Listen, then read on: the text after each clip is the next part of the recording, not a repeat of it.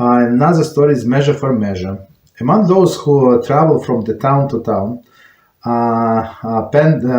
peddling my father's Seferim, was a man who was gifted orator. Okay, he was a very successful salesman and would sell his my father's works in large quantities. However, when I had an opportunity to examine my father's ledgers, I discovered that this man owed my father many hundreds of rubles for the Seferim, which had already been sold. At first, the man tried to claim that he still had the books in his possession and owned nothing. However, when it became absolutely clear that Seferim had been already sold, he ceased to deal with this man. Wow. So sometimes if you think that somebody tricked us, right, or not very fair in a business, so can you imagine this person knew who Chofetz Chaim was, and he was trying to trick him as well, right, to cheat him of his money. Like, of course, you can take a commission, but to steal money from the Chofetz Chaim for writing, like from selling his books, normal, yeah, that's what it is, right? Later, I was informed that that man still traveled from town to town, making good use of his oratory skills. I also learned that when people would ask him why he no longer sold the father's work, the man would reply that he has discovered that in those work also, the truth is not to be found. Of course, he did not inform my father of this. Whoa, so I think it also applies in nowadays, right, very much. So if you wanted to, as we said yesterday, I think we also discussed, if you want to disconnect from Talmid Chacham, okay, just disconnect. Just settle all of the accounts, whatever you promised to him, you give, or whatever, or sell or buy, and that's it. But don't go and badmouth him, right? So it's terrible. Around a year later, the man's wife appears at my father's door and reported that her husband had become stricken with a severe ailment of the tongue. So as you see, there is no coincidence. He had sent his wife to beg forgiveness of my father and to request help of covering the medical expenses.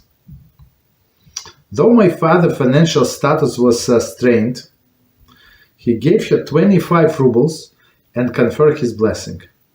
So as we said, 25 rubles, it was amazing money, like a great amount of money. So first of all, look at this Holy Chofetz Chaim. First, he forgave that money to that person, whatever he stole, that's it.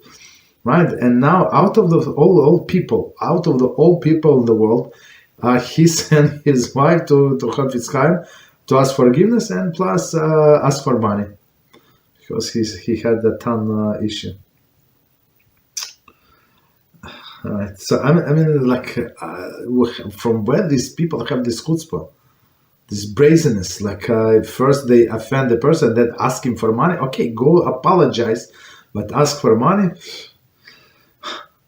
My father would say that for sins between man and God, retribution is sometimes to be meted out and not meted out until the person departs from this world. Between man and God. So meaning if somebody is Michal Shabbos or other things, right? So between man and God, so Hashem would wait and give all of the riches in the world, but at the end he's going to pay. However, with the sins between man and man, and his fellow, man and his fellow, retribution meted out in this world, measure for measure. He would relate an incredible story to which he was personally witness, where individuals were divinely punished with exacting measure for what they have done against their fellow. Sometimes many years would pass tranquilly until ultimately the punishment was administered. Right, so Hashem has to, when he punishes person, he has to be very clear. Otherwise, what is the purpose of the punishment? So if we can figure the the reason for the punishment, we can mend our deeds. We can go ask forgiveness, return money, do whatever needs to be done. So that's why we always say when we have issues in our life, you have to analyze why exactly I'm getting this. Not somebody, and don't say there is statistic, every person, every person, so many people in this age, that age, this kind. Okay, forget about it. It happened to me. I must know why it happened to me, and it's for sure because I did something wrong, right? So measure for measure. Okay, we stop again.